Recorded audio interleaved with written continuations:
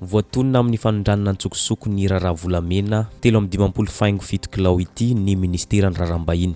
Ny koropaka ny Ministera Ray Manontolo indrindra fa ny Ministeran'Ny Raharam-Bahiny. Satria ny fahatrarana n'ity volamena milanja 17 kilao ity dia nahitana taratasy misy tombokase-panjakana miaraka amin'ny anaran'ny mpiasa-panjakana izay miasa amin'ity Ministeran'Ny Raharam-Bahiny ity. Nilaza avy hatrany ny mpanao fanadihadiana fa taratasy osoka ary no amafisin'ny Ministeran'Ny Raharam-Bahiny ihany koa fa osoka ireny taratasy ireny na dia nisy tombokase-panjakana sy sonia. Araka nitatsika amin'ity sary ity zany. Tsy nandrela ny Ministeran'Ny Raharam-Bahiny fa tonga dia nandray fepetra avy hatrany.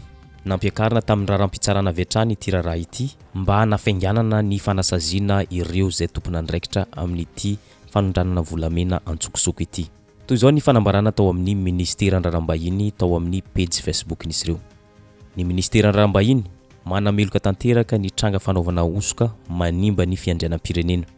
Manameloka tanteraka ny Ministeran'Ny Raharam-Bahiny ny fanaovana osoka na tafiditra ny mpiasan'ny ministera. Ity tranga ity izay tsy nisy fanomezan-dalana dia midika faniratsirana sy fanitsakitsahana tanteraka ny fiandrianam-pirenena ary ny voninahitry ny ministera izay sady antoky ny asin'ny Madagascar no tandroka aro ny voninahitra nasionaly. Manimba tanteraka ny endriky ny ministera sy ny asan'ireo mpiasa mendrika sy manao ny asany amin'ny fahitsiana sy fahafoizan-tena izany fihetsika izany. Ny dingana noraisina dia zao. Efa nampiakatra ny raharam-pitsarana aingana ny Ministeran'Ny Raharam-Bahiny ary miara-miasa akaiky amin'ireo tompon'andraikitra sy fanadihadiana mba hanatanterana ny fitsarana araka ny tokony ho izy. Tsy maintsy ampiarina ny sazy enjana ary tsy azo leferina ny eloka tahaka izao izay sokajiana tanteraka ho famadihana tanindrazana. Ramatoa Ministra Rahafaravavitafika Rasata dia manamafy fa tranga tsy azo leferina izao ary midika fandavana asin'ny firenena. Manome toky izy fa miara-miasa amin'ny Ministeran'ny Filaminam-bahoaka sy ireo rafitra miady amin'ny kolikoly ary ireo tompon'andraikitra mahefa rehetra ny ministera mba hanatrarana ny navandoza sy hanomezana rariny ny firenena. Nanamafy hatrany ity ministera ity fa ho fitandroana ny voninahitra sy fiandrianam-pirenena dia tsy hisorona amin'ny fandraisana fepetra entitra ny ministera na iza ny tompon'antoka. Araka ireny rehetrareny dia afaka madiodio ny Ministeran'Ny Raharam-Bahiny raha ny fanambarana izay nataon'izy ireo sy ny fepetra izay noraisin'izy ireo amin'ity raharaha mahavoatonona an'ity ministera ity. Araka ny fanaratsika teo dia nafainganana ity raharaha ity mba azahoana vokatra aingana dia aingana. Araka ny vaovao an-gazety dia natolotra ny fampanohavana Pôle anti-corruption na paka ireo olona 3 voaroroy tamin'ny fikasana anondrana volamena antsokosoko. Ireo olona 3 voaroroy ireo dia ny ray olon-tsotra dia ny 2 mpiasa avy eo amin'ny Ministeran'Ny Raharam-Bahiny araka ny voalazan'ny mpanao fanadihadiana. Ny tena mahasadaikatra amin'ity toedraraha ity dia zao. Ny olon-tsotra no nitondra ilay valise diplomatika ka io trahatehaka ny faditseranana teny Ivato ity. Ny Pôle anti-corruption na paka no miandraikitra ny fanadihadiana sady amoaka ny didy manandrify amin'ny zavamisy. Ny mpiasa-panjakana iray hafa izay mbola karohana hatramin'izao no ny fisandohana andraikitra izay nanao sonia sy nanao tombokasea ny fanomezan-dalana ny fampiasana valise diplomatika. Araka ny fanampahan-kevitra no raisin'ny paka dia notazomina vonjy maika eny tsy hafa ireo olona 3 voaroroy amin'ity toedraraha ity. Tsy ionona amin'ireo irakiraka efa tratra ny mpanao fanadihadiana fa ikaroka ireo mpaniraka sy ireo mpandray ny entana na piraitsi-komakomba amin'ity tambazotra fanondranana volamena sy ireo arenan-kibon-tany maro hafa. Ho antsika izay mbola tsy maharaka ity raharaha ity ndao mpatsiahivitsika kely izany. Tamin'ny alatsinainy 13 Desambra 2024 lasa teo no natratrarana ity volamena milanja 17 kilao ity teny amin'ny seranam-piaramanidina Ivato. Saika ondrana tamin'ny alalan'ny valise diplomatika ireto vongana volamena mavesatra ireto fa saingy tsy tanteraka izany satria trahatehaka ny tena nivon'ny faditseranan'ny Malagasy sy ny mpitandro filaminana. Araka ny fanaratsika teo moa 3 izy ireo voaroroy tamin'ity toedraraha ity, ny ray olon-tsotra, ny 2 tamin'ireo dia mpiasan'ny Ministeran'Ny Raharam-Bahiny. Ireo volamena tratra dia efa napetraka eny amin'ny banky foibe ny Madagascar na BFM. Saika tsy aneho hevitra manoloana ity toedraraha fanondranana antsokosoko ity ny solombam-bahoaka fidèle Razarapiry izay sahirana tanteraka mifantoka amin'ny raharam-pifidianana feno osoka izay nataony vovonana volomboasary na vovonana irmara tamin'ny fifidianana izay nifanesy indrindra fa tamin'ny fifidianana ben'ny tanàna zay vao natao tamin'ny 1 Desambra 2024 lasa teo fa tsy maintsy noresahany ihany satria raharam-pirenena ity toedraraha ity. Raha ny amin'ity solombambahoaka ity manokana dia zao karazana velam-pandrika no natratrarana ireny fanondranana ntsokosoko tratra nandritra ny fotoana ny fanesy ireny mba entina anodinana ny raharam-pirenena, anodinana ny saim-bahoaka, anodinana ny safidim-bahoaka nanoloana ireny alatra bevava zay nataony vovonana Irimara sy ny fotoanam-panjakana nandritra ny fifidianana ben'ny tanàna zay natao voatsela teo iny. Marihana fa tao anatin'ny 12 andro monja dia efa indroa natratrarana volamena teny amin'ny seranam-piaramanidina Ivato. Ny voalohany tamin'ny 1 Desambra 2024 zany hoe tamin'ny andro fifidianana natrarana volamena 13 kilao faingo valo. Saika ondrana ntsokosoko ny azo any Addis Abeba. Ny faharoa tamin'ny 13 Desambra mialohany ivoahan'ny voka-pifidianana Fonjimaika zay voatondro seny natrarana ity volamena 13 faingo 7 kilao ity. Izay saika ondrana antsokosoko tamin'ny alalan'ny valizy diplomatika. Ny ampitson'iny ihany 14 Desambra natratrarana trafika na sokatra miisa 12 amby zato. Tena zava-doza dia zao ny solombambahoaka amperinasa no tratehaka ny zandary izay tonga nanao fisafona tany Morondava Ambohibao Anterioka.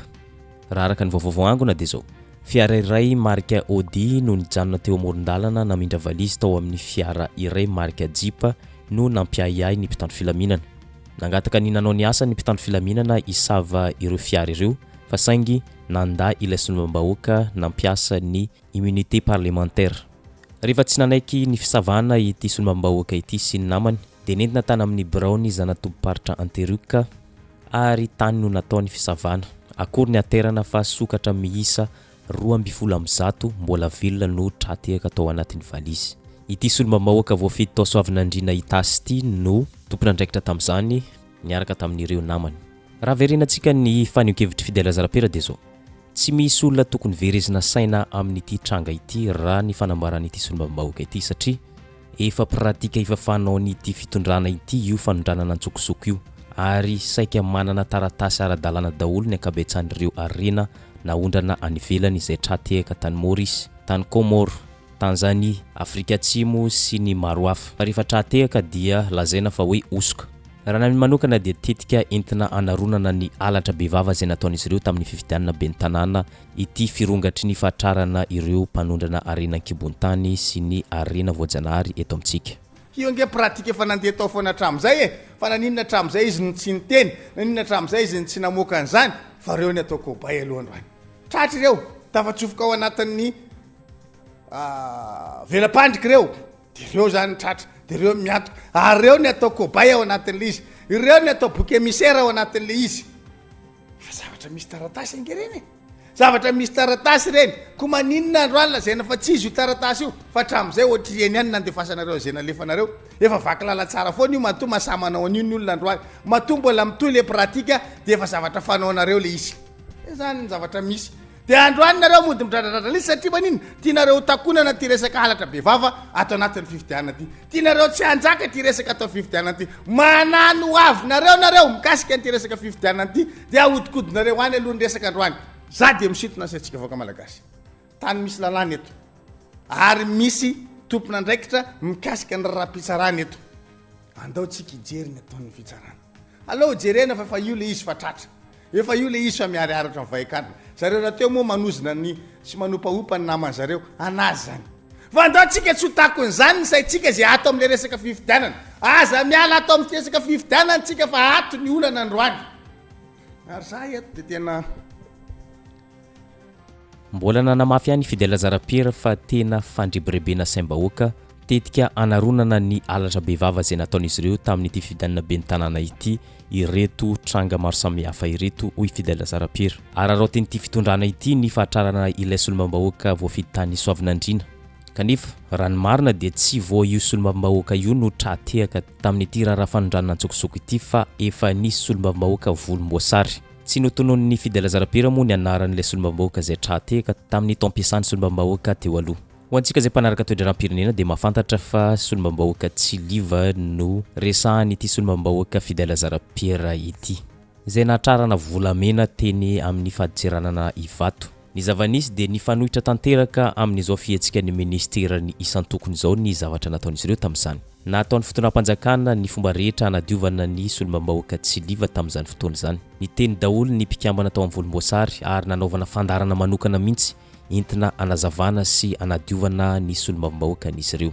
Fa ankehitriny nefa solombam-bahoaka tsy mpikambana ao amin'izy ireo dia izao ny nanaovan'izy ireo azy. Fa tsy midika kosa fa miaro ny solombam-bahoaka izay manondrana antsokisoky fidèle zara-pera fa miezaka misarika ny sain'ny vahoaka fa tsy resaka fanondranana antsokisoky no tena manahirana ny fotoanam-panjakana fa ny fanaronana ny alatra bevava izay nataon'izy ireo nandritra ny fifidianana ben'ny tanàna hoy fidèle zara-pera.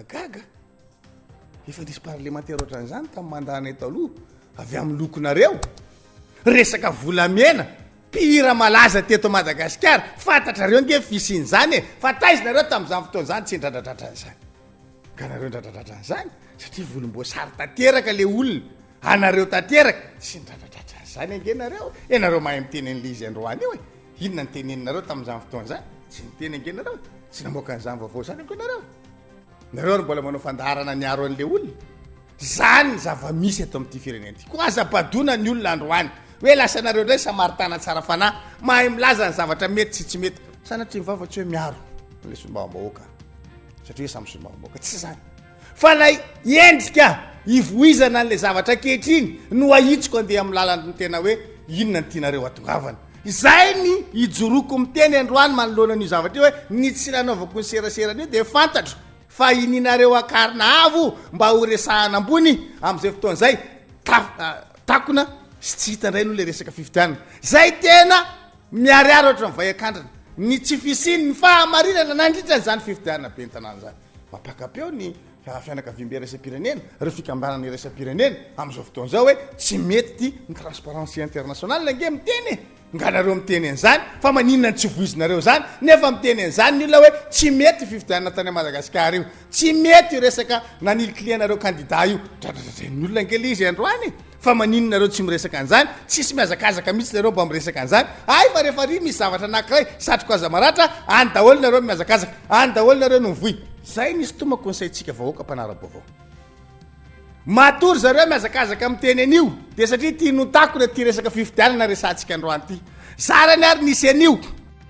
Ankoatran'ny ministera maro samihafa manoloana ity resaka fanondranana antsokosoko ity dia nanamafy ihany koa i ramatoa Lalatina Andry Rakotondrazafy tokony analavirana ny tsy maty manota hoy izy tao amin'ny page Facebook ny hoe aoka tsy asiana état d'âme na solombam-bahoaka na olon-tsotra na chef de service fa rehefa vandana dia kary rehefa mandika lalàna dia saziana entitra araky ny lalàna manan-kiry na iza raha tsy misy ny fanasaziana dia lasa firaisana tsy kombakomba izany ka tsy azo ekena aza asiana namanamana sy katroanan-trano koa non à l'impunité hoy ramatoa Andry Rakotondrazafy. Tsy nijanona tamin'ny fanehoan-keviny teo aloha ihany ramatoa Lalatina Rakotondrazafy fa nanao fanehoan-kevitra hafa ihany koa izy.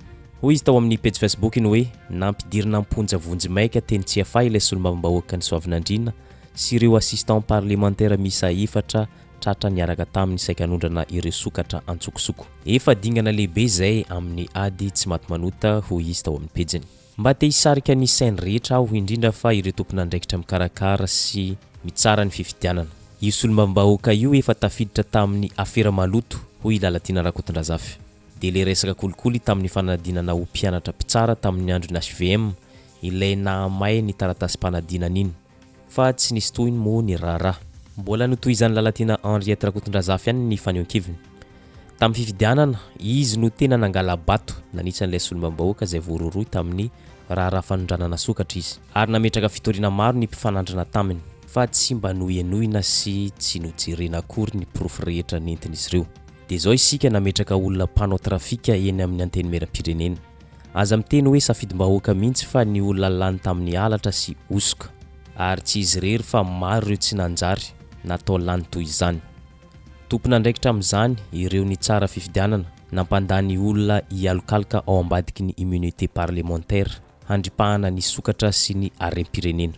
Mba samy mametra-panontaniana amin'ny tenantsika tsirairay isika inona no andraikitritsika tsirairay avy amin'ny didy nomenantsika izay lasa namotika ity firenena ity eny na mpitsara aza eny fa na dia hoe tsy azo idovirana azy fa misy responsabilité morale et éthique goavana be ao. Toy izay ny fanehoan-kevitry Lalatina Andry Rakotonazafy tao amin'ny page Facebook izay azo eritreretina manararaotra ny fafambaraka zay nahazo an'ity solombam-bahoaka ny Soavinandriana ity. Amizay resaka immunité parlementaire zay naneo-heviny manokana ny solombam-bahoaka Andry solombam-bahoaka Irmar. Tsy tokony hisy intsony ny immunité parlementaire rehefa trateaka na tratram-bodiomby ny solombam-bahoaka anankiray. Arak'izany tokony ampiarina araka ny tokony izy ny lalàna ary tokony faizina toy ny olon-drehetra iny solombam-bahoaka zay trateaka tamin'ny raharaha fanondranana antsokosoko ny sokatra izay biby arovana eto amintsika. Salamiko tsy hitako zay ilaina zany salamiko fa kosa amin'ny fanehoana kevitra politika ihany no tokony hiatra ny immunité parlementaire. Zay zany mba angatahako hoe amin'ny resaka hoe tsy fitovi-kevitra ve dia anakatranao solombavamboaka sanatry zany efa nisy zany teo aloha zay koa dia miombo-kevitra amin'ny immunité parlementaire. Fa kosa raha hoe zavatra anaovana fialokalofana, anaovana tsinjifalava, anaovana business dia tratra tsy miditra amin'izany raha tsy veny tsy mila amin'izany fa mifaneho-kovitra politika rariny aritsiny raha tokony arovany immunité parlementaire ny solombavamboaka ray.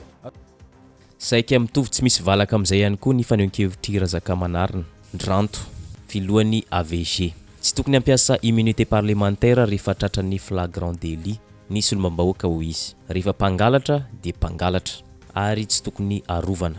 Misy mpiasa-panjakana na misy olom-boafidotry zany koa izay mampiasa izany immunité an'izany zany ahafahana manao zavatra mamoha fady tahaka izany. Kanefa fantatritsika fa le immunité nge tsy miatra amin'izany satria raha ny voasoratra ao amin'ny 1:7 amin'ny constitution zany dia manana immunité tokoa ny parlementaire zany fa raha ny flagrant délit le izy tsy mandaitra. Dia izay efa fantatry ny manam-pahefana sy ny force de l'ordre amin'ny ankapobeny ary tena nanao ny asany mihitsy élément gendarmerie teto Talatamata Mitrotry moa zany dia na afaka ny azonazy. Ary io moa zany rehefa tonga any koa any amin'ny fitsarana raha ny tokony izy dia tokony miatitra zavatra hoe tsy tokony hisy mihitsy détention préventive zany fa tonga dia voatazona avy hatrany reny olona ireny. Rehefa mpangalatra dia mpangalatra dia tokony miatra amin'ny lalàna fa maromaro zany matikena masy moa indraindray na mety manao kolokolo koa zany ny mpiasa-panjakana sasatsasany mahatonga an'ireny miroborobo mihitsy satria tsy voin'ndraiky zao ny tamin'ity taon'ity fotsiny ny resahana zany efa amapolo maro ny afera tratra mahakasika an'itony trafika na zavaboary tsara bidy eto Madagascar reto. Dia io moa misy le tafaverina misy any ivelany voatratra mihitsy zany midiky zany fa indraindray zany mety malemy ve ny lalana eto ary indrindrindra amin'ny fotoana fety izay atao hoe miena ve ny vigilance dia misolotra ny kolikoly amin'ny farany taona ohatr'izao na amin'ny fotoanan'ny fetim-pirenena indraindray no mirongatra ity fanondranana tsara-dalàna ny arena voajanahary eto Madagascar ty. Etam-pamarana dia zao maro dia maro ny fanehoan-kevitra mahakasika ity toe-draharaha-pirenena ity fa indrindra fa resaka fanondranana antsokosoko ny harem-pirenena. Araka ny fanaratsika teo dia saika mitovitovy ny fanehoan-kevitra ny tsirairay ankoatra ny fanehoan-kevitry solombam-bahoaka Fidèle Razarapiry izay mahita fa fandrebirebena saim-bahoaka sy entina anaronana ny alabato sy ny osoka maro samihafa izay nataon'ny vovonana Irmar sy ny fitondram-panjakana ireny toe-draharaha ireny ka izay mahatonga azy ireo manao maximum mivoy ity resaka ity mba hahafahan'ny olona tsy fantoka amin'ny alatra izay nataon'izy ireo anadino tanteraka ny raharam-pifidanana ben'ny tanàna feno osoka. Araka izany rehetra izany dia anjaran'ny tsirairay no mitsakotsako sy mieritreritra ary izay ihany koa mamarina ny videontsika androany aza adino misabone sy manisy amin'ny videontsika amin'ny manaraka indray.